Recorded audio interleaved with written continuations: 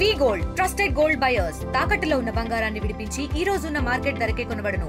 మరిన్ని వివరాలకు సంప్రదించండి 77107720.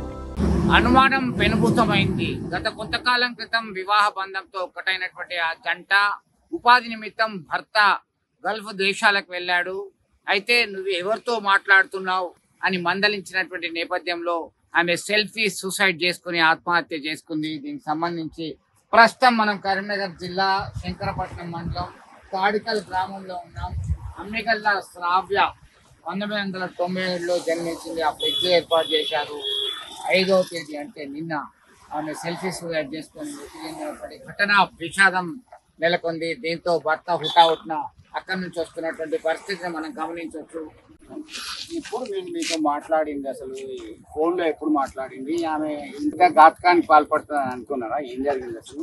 లేదు, అంత ముందుకి చాలా లొల్లిలైనాయి మా మధ్యలో, కానీ ఇంత దారుణంగా చేసుకుంటుందని నేను ఎన్నడూ కూడా ఉంచుకోలేదు. అంత ముందు కూడా బ్లాక్ మెయిల్ చేసింది, చాలా విషయాలు బ్లాక్ మెయిల్ చేసింది. చేస్తే నేను నచ్చ చెప్పిన తర్వాత అట్లా కాదు, ఇట్లా మనం లవ్ మ్యారేజ్ చేసుకున్నాం, అందరి ముంగట మంచిగా ఉండాలి అని చెప్పి చాలా విషయాలు సర్ది చెప్పిన. కానీ అయినా కూడా ఆమె ఇది వరకు 3-4 సార్లు అట్లనే అటెంప్ట్ సూసైడ్ చేసుకున్నాం. కానీ అయినా కూడా నేను ఆపిన. కానీ మొన్న నైట్ ఒకసారి ఫోన్ బ్లాక్ వచ్చాను, ఫోన్ నెంబరు బిజీ వచ్చింది. బిజీ వస్తే ఫోన్ ఎందుకు బిజీ వచ్చింది పండు, ఏమైంది ఈ టైంలో నీకు ఎందుకు ఫోన్ వస్తుంది బిజీ అని చెప్పి అన్న. రాలేదు అని చెప్పి అనేది ఫోన్ కట్ చేసింది. మళ్ళీ నీకు ఫోన్ చేస్తే బిజీ వచ్చింది. బిజీ వచ్చిన తర్వాత ఈ టైంలో నీకు ఎందుకు ఫోన్ చెప్తారు, ఏం బిజీ రాలేదు తెచ్చుకో అట్లా వేయకు అది ఏది అని చెప్పి అంటే, ఎందుకు నీకు వేస్తే చెప్పు, తప్పు ఇలా రేపు రోజులు మంచి లేవు అని చెప్పిన. నేను దూరం ఉన్నా, నన్ను బ్లేమ్ చేయకు అని చెప్పి కూడా చెప్పిన. చెప్తే ఏం చేయలేదు, నన్ను చంపేస్తావా, నీ గురించి నేను చచ్చిపోతా, నువ్వు పెట్టే టార్చర్ బాగుంది అంటే నేను ఏం పెట్టినా, నువ్వేం మాట్లాడుతున్నావు, నేను ఎంత దూరం ఉన్నా, చిన్నపిల్లగాడు ఉన్నాడు, ఆయన ముంగట ఉర్రకు చేయకు అంటే ఫోన్ ఎత్తేసింది. ఫోన్ దన్నుడు ఎన్ని విధాలుగా చేసింది, కానీ చనిపోయింది. దాన్ని ఇప్పుడు నేను ఏమనలేను. అంటే మీరు బహ్రెయిన్ లో ఉండడం ఇష్టం లేదా? ఇక్కడికి రావాలి, ఇక్కడ కలిసిందాం అన్నదా? ఎప్పుడన్నా ఈ టాపిక్ వచ్చిందా? ఇక్కడ చేసుకునే వసతులు లేక నేను బైరన్ 2 years బ్యాక్ పోతే ఆ 2 years నుంచి ఇప్పటిదాకా చాలా సార్లు ఇంటికి రా ఎప్పుడు ఫోన్ చేసినా ఇంటికి రా. ఈ విధంగా నన్ను టార్చర్ చేసింది. ప్రతి విషయంలో నన్ను టార్చర్ చేసింది. అంత ముందుకు నేను కరీంనగర్లో వర్క్ చేసినప్పుడు కూడా ఆ విషయంలో కూడా జాబ్ తినవల్లనే పోయింది. కరీంనగర్లో ఏం వర్క్ చేసిందో, ఎట్లా పోయింది? రిలయన్స్ లో వర్క్ చేసినప్పుడు కొలీగ్స్ ఆడవాళ్ళు లేడీస్ మాట్లాడినప్పుడు ఈమెకు అనుమానం చాలా ఎక్కువ. ఈమెకు అనుమానం అనేది చాలా ఎక్కువ. చిన్న విషయాలకు బాగా అనుమానిస్తుంది, చిన్న విషయాలకు బాగా రియాక్ట్ అవుతుంది. అది ఎంత చిన్న విషయమైనా తన మనసు వట్టిగానే ఖరాబ్ చేసుకుంటుంది. మళ్ళీ తనకు మోటివేషన్ ఇవ్వాలి, మాట్లాడాలి, తనతో ఎక్కువసేపు టైం స్పెండ్ చేయాలి. ఈమె పెళ్ళైనాక నుంచి వాళ్ళ తరఫున వాళ్ళు ఎవరు మాట్లాడతలేరు. దాని ద్వారా ఆమె బాగా హెల్త్ అనేది ఖరాబ్ అయిపోయింది. ఆమె అంటే ఈ లవ్ మ్యారేజ్ కి పెద్దలు, ఇక్కడ పెద్దలు, మీ పెద్దలకి అంగీకరించకనే ఇట్లా అయిందా? మా పెద్దలు అంటే అందరూ అంగీకరించారు. వాళ్ళ అమ్మ కూడా మాట్లాడుతుంది, ఇప్పుడు కూడా తను ఇక్కడనే ఉంటుంది. కాకపోతే వాళ్ళ అన్న విషయంలో చాలా సార్లు మా అన్న మాట్లాడితే బాగుంటుంది, మా అన్న వాళ్ళ అన్న అంటే చాలా ఇష్టం, నాకంటే ఎక్కువ వాళ్ళ అన్ననే ఇష్టం. చాలా విషయాలలో మా అన్న కావాలి, ప్రతి విషయంలో నువ్వు మా ఇంటికి రావాలి తేజు, నువ్వు మా అన్న ముంగట ఉండాలి, మా అన్న నిన్ను తీసుకురావాలి అని చాలాసార్లు అనేది. ఆ టైం వచ్చినప్పుడు చేద్దాం అయితే, ఏ టైం ఒక సందర్భం వచ్చినప్పుడు అయితే పండు, నువ్వు అన్నిటికీ తొందరపడద్దని నేను చాలాసార్లు చెప్పిన. అయినా ఆమె చిన్నపిల్లల మెంటాలిటీ, అందుకని ఇట్లా చేసుకున్నది ఎన్ని చెప్పినా ఇంటలేదు. అంటే సెల్ఫీ సూసైడ్ లో క్లియర్ గా చెప్పింది, నన్ను అనుమానించినావు, దైవ సాక్షిగా నేను ఎవరితో ఏం లేదు, నాకు నిప్పును అని చెప్పింది, అనుమానుకుని మంచిగా చూసుకోవాలని చెప్పింది. అనుమానించుడు అంటే ఫోన్ బిజీ వచ్చినందుకు, ఎందుకు బిజీ వచ్చింది, సరే ఫస్ట్ సార్ ఫోన్ చేసిన బిజీ వచ్చింది, సెకండ్ టైం కూడా ఫోన్ చేసిన బిజీ వచ్చింది, ఎందుకు బిజీ వచ్చింది, ఏదన్నా ఉంటే చెప్పు, ఫస్టే నన్ను బ్లేమ్ చేయకు బట్టిగా. నేను ఎందుకంటే వేరే దేశం వచ్చి బతుకుతున్నా, ఈ విషయంలో నన్ను బ్లేమ్ చేయకు. ఇప్పటికే నేను చాలా కష్టాలు పడుకుంటూ వచ్చిన, మీ అన్న ముంగట పెళ్లి చేసుకున్నందుకు నన్ను బ్లేమ్ చేసిన, నాకు చేయకు అని చెప్తే ఆ చిన్న విషయాన్ని పట్టుకొని ఆమె చాలా పెద్దగా చేసుకుంటూ వచ్చింది. పిల్లాడు పడుకున్నా కూడా చాలా అంటే చాలా గట్టిగా అరుస్తూ, నేను ఏం చేయలేదు, నేను చచ్చిపోతా, నేను నువ్వు ఏమిటి టెన్షన్ టార్చర్ ఎక్కువ ఉంది తేజు, నీ వల్ల నేను బతకాది అని చెప్పి చాలా మాట్లాడేది. నేను ఏం మాట్లాడుతున్నా, నువ్వేం మాట్లాడుతున్నావు, నువ్వు అన్ని డిసిషన్లు పిచ్చి తీసుకోకు, ఇంటికాడ ఎవరు లేరు, అన్ని అజయ్యకు అని చెప్పి మాట్లాడితే, నా ముంగట ఏంటిది నేను చచ్చిపోతా అని చెప్పి డైరెక్ట్ చున్ని తీసుకొచ్చుకొని మీద వేసుకొని నేను చచ్చిపోతా అని చెప్పి బ్లాక్ మెయిల్ చేసింది. ఒకసారి గతంలో సైతం చేసింది. గతంలో సైతం చేస్తే అప్పటికి నేను ఆపిన. తర్వాత అగిపుల్ల మొన్న నైట్ అగిపుల్ల గీ పెట్టుకుని నేను చచ్చిపోతా అని చెప్పి బ్లాక్ మెయిల్ చేసింది.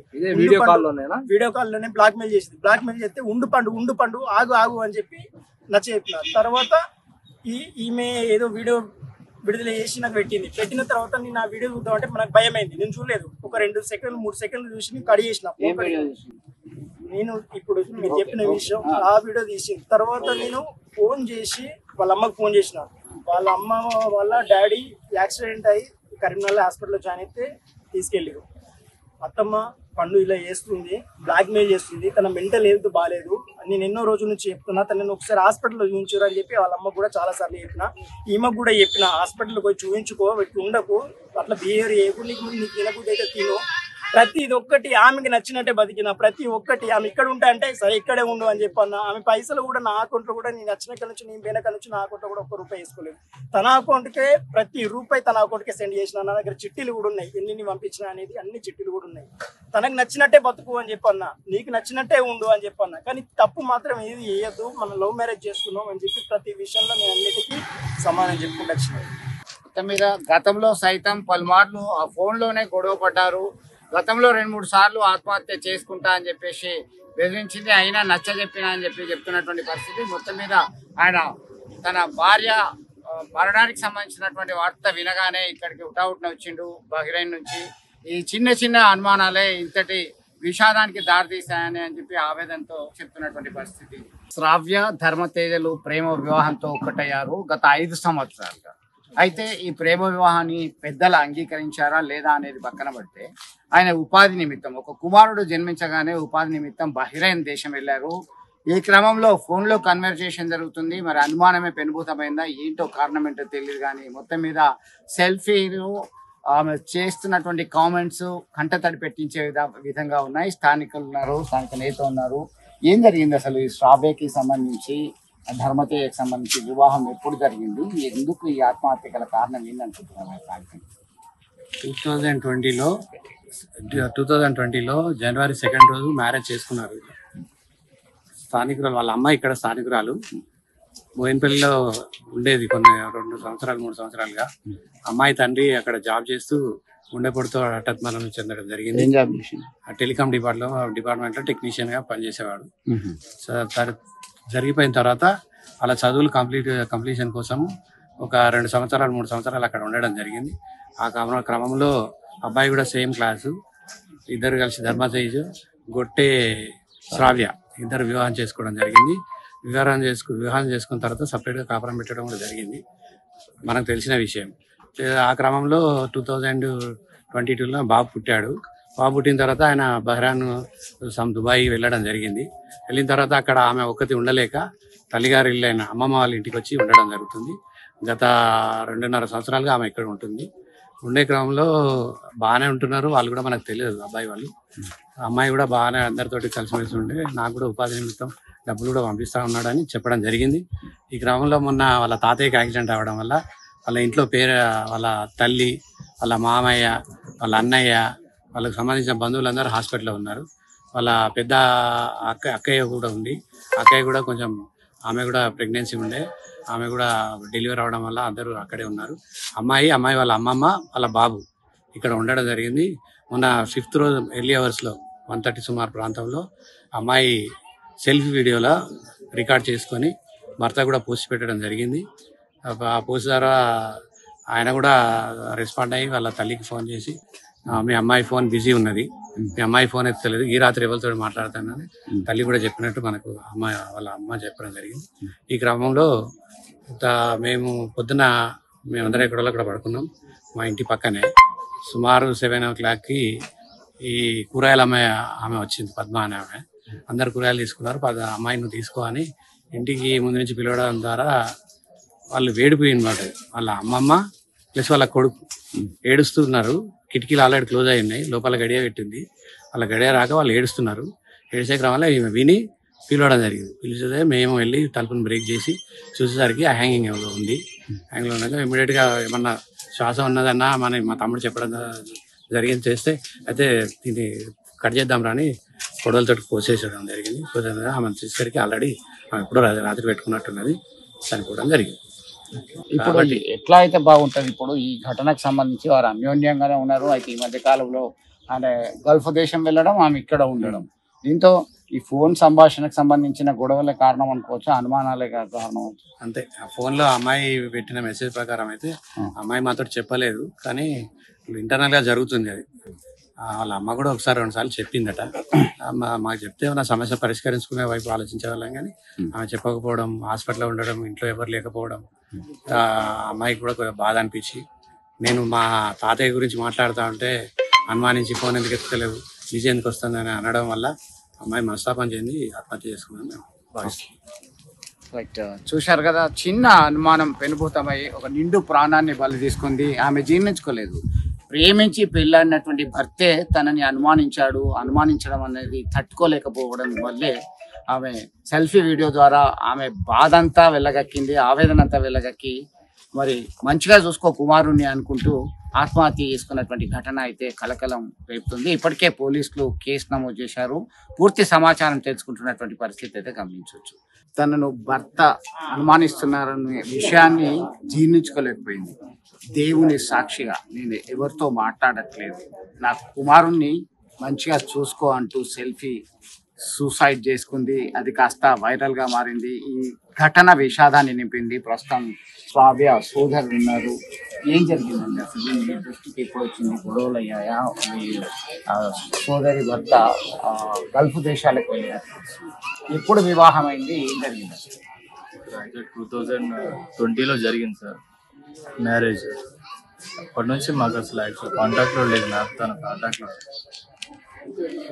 2 years బ్యాక్ తను గల్ఫ్ వెళ్ళిపోయాడు. అప్పటి నుంచి చెల్లెలు మా ఇంట్లోనే ఉంటుంది. నాకు అంటే రీసెంట్ ఇంతకుముందు నాకు బయట నుంచి వచ్చిన సమాచారం ఏంటంటే, యాక్చువల్గా నాకు పిల్లోడి గురించి తెలుసు ముందు నుంచే, మంచోడు కాదని చెప్పేసి తెలుసు. చాలాసార్లు నేను చెప్పాను, ప్రాపర్గా ఉండడు వాడిని కరెక్ట్ కాదని చాలాసార్లు చెప్పాను. అయినా తను వినలేదు. సరే అని చెప్పి సరే చేసుకొని బతుకుతున్నారు కదా అని చెప్పేసి అనుకున్నాను. బట్ ఇంత మెంటల్గా టార్చర్ చేస్తున్నాడని చెప్పేసి నాకు తెలియదు. ఫిజికల్గా చాలాసార్లు టార్చర్ చేశాడు, మెంటల్ కూడా టార్చర్ చేశాడు. ఒకసారి మా మదర్ వెళ్ళి కూడా మాట్లాడిన తర్వాత నేను ఇంకోసారి తప్పు చేయనని చెప్పేసి తన కాళ్ళ మీద కూడా చెప్పాడు. దాని తర్వాత గల్ఫ్ వెళ్ళి దగ్గర నుంచి కూడా నువ్వు ఎవరితో తిరుగుతున్నావు ఏంటని చెప్పేసి నాకు ఇదేంటంటే వీడియో చూసి నాకు తెలిసింది సార్. నేను కరీంనగర్లో ఉంటాను, ఫిజికల్ ట్రైనర్, కంప్లీట్ కరీంనగర్లో ఉంటాను సార్. ఈ వీక్లీ వన్స్ అట్లా వచ్చి నేను చూసుకొని వెళ్ళిపోతాను అట్లా అనమాట. నాకు మార్నింగ్ 8:30కి అట్లా నాకు కాల్ వచ్చింది, ఇట్లా చెల్లి ఇంట్లో జరిగింది అని చెప్పేసి. యాక్చువల్గా మేము ఒక 20 days నుంచి మేము హాస్పిటల్లోనే ఉంటున్నాం. మా తాతగారికి కూడా యాక్సిడెంట్ జరిగింది, హీజ్ ఇన్ కోమా. మా పెద్ద చెల్లెలు కూడా కొంచెం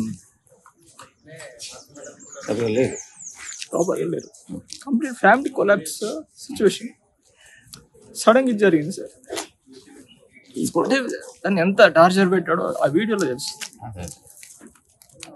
కంప్లీట్ తను చేసిన వ్యవస్థనే అది. సో ఏంటంటే మనిషి ఇప్పుడు మాకు ఏదైతే అన్యాయం జరుగుతుందో వాడంతా అనుభవించాలి. యాజ్ పర్ లీగల్గా మేము ఫైట్ చేసేది చట్ట ప్రకారం ఆ చర్యలు తీసుకోవాలి. అది తట్టుకోలేక రోధిస్తూ చెప్తున్నటువంటి విషయం అయితే మనము ప్రత్యక్షంగా చూస్తున్నాము. మరికొంతమంది అభిప్రాయం కూడా తెలుసుకుందాం. మళ్ళీ బంధువు ఉన్నారు, మీకు ఏమైతారో మీకు ఎప్పుడు తెలిసింది విషయానికి సంబంధించి? బాబా ఏమి మీతో ఎప్పుడైనా చెప్పిందా శ్రావ్య ఇట్లా జరుగుతుంది? చెప్పలేదు, నాకు కూడా ఏం చెప్పలేదు. అదే నాకు సడన్ గా ఫోన్ వస్తే మేము డ్యూటీ చేస్తాను ఎంప్లాయీ. ఎక్కడ ఉంటారు? నేను కరీంనగర్. ఓకే. నాకు సడన్ గా ఫోన్ వస్తే ఇటు వచ్చేసింది. అంతకుముందు మనకు అంటే మా బిడ్డ మా ఇంటికి వస్తుంది పోతుండే, కానీ ఇట్లాంటి విషయాలు నాకు నా దగ్గరికి రాలేదు. ఓకే. కరీంనగర్ జిల్లా శంకరపట్నం మండలం తాడికల్కి చెందినటువంటి శ్రావ్య బోయిన్పల్లి మండలానికి చెందినటువంటి ధర్మతయ్యతో గత 5 సంవత్సరాల క్రితం వివాహం జరిగింది. ఆ తర్వాత 2 సంవత్సరాలకి ఆయన బహ్రెయిన్కి వెళ్ళి ఉపాధి పొందుతున్నాడు. ఈ మధ్య కాలంలో ఈ భార్యాభర్తల మధ్య ఫోన్ కన్వర్జేషన్లో అనుమానాలు వ్యక్తమయ్యాయి. దీన్ని జీర్ణించుకోలేనటువంటి శ్రావ్య ఏం జరిగిందో ఏంటో కానీ ఓ సెల్ఫీ వీడియో తీసుకుంటూ సూసైడ్ చేసుకున్నటువంటి ఘటన కలకలం రేపుతుంది. పోలీసులు సంఘటన స్థలానికి వచ్చారు. స్థానిక శంకరపట్నం ఎస్ఐ గారు ఉన్నారు. చెప్పండి, ఏం జరిగింది అసలు, ఎట్లా చూడొచ్చు దీనికి సంబంధించి? నిన్న టోర్న అమ్మిగల సావి అనే వివాహిత 2020లో మ్యారేజ్ అయింది. భర్త అబ్బాయిలో ఉంటున్నాను. తను ఫోన్ కాల్ చేసుకున్నప్పుడు కొద్దిగా అనుమానాలకు గురి చేస్తున్నాను, నన్ను ఇబ్బంది గురి చేస్తున్నాను. ఒక సెల్ఫీ వీడియో తీసుకుంటూ చనిపోవడం జరిగింది. దీనిపైన దరఖాస్తు ఇవ్వగా నిన్న టోర్న కేసు నమోదు చేయడం జరిగింది. దర్యాప్తు కూడా చేయడం మొదలుపెట్టాం. మొత్తం మీద ఈమె మృతికి గల కారణాలు అన్వేషిస్తూ వారు ఇచ్చినటువంటి ఫిర్యాదు మేరకి కేసు నమోదు చేశారు. అయితే ఇప్పుడే మనకు అందుతున్నటువంటి సమాచారం ఏంటంటే బహ్రెయిన్లో ఉన్నటువంటి భర్త ధర్మతేజ ఇక్కడికి వస్తున్నట్టుగా సమాచారం అందుతుంది. పూర్తిగా ఏం జరిగింది, అసలు ఏంటి కారణము, ఫోన్లో ఏం మాట్లాడారు అనే కోణంలో సైతం పోలీసులు ఆరాధిస్తున్నారు. ఇదే సమయానికి ఇక్కడ స్థానికులంతా కూడా ఒక ఆవేదనాభరితమైనటువంటి వాతావరణంలో ఉన్నటువంటి పరిస్థితి మనం గమనించాం. మొత్తం మీద ఈమె మృతికి గల కారణాలేంటి, కారణాలు ఎవరు, ఏదైనా కానీ చట్టపరమైన చర్యలు తీసుకోవాల్సిందే అనే డిమాండ్ అయితే మనం చూస్తున్నాం. విడుదల సుమంత్తో కలిసి చంద్రశేఖర్, RTV, తాడికల్ గ్రామం. తెలుగులో ఫాస్టెస్ట్ న్యూస్ ఇప్పుడు కొత్త అవతారంలో 5 సెకండ్లోనే పూర్తి వార్తా సమాచారం మీ చేతిలో. సోషల్ మీడియా ట్రెండ్స్ మీ కళ్ళ ముందుకే live TV and voice search ఆప్షన్స్తో ఇప్పుడే డౌన్లోడ్ చేయండి. యాప్ లింక్ డిస్క్రిప్షన్లో ఉంది.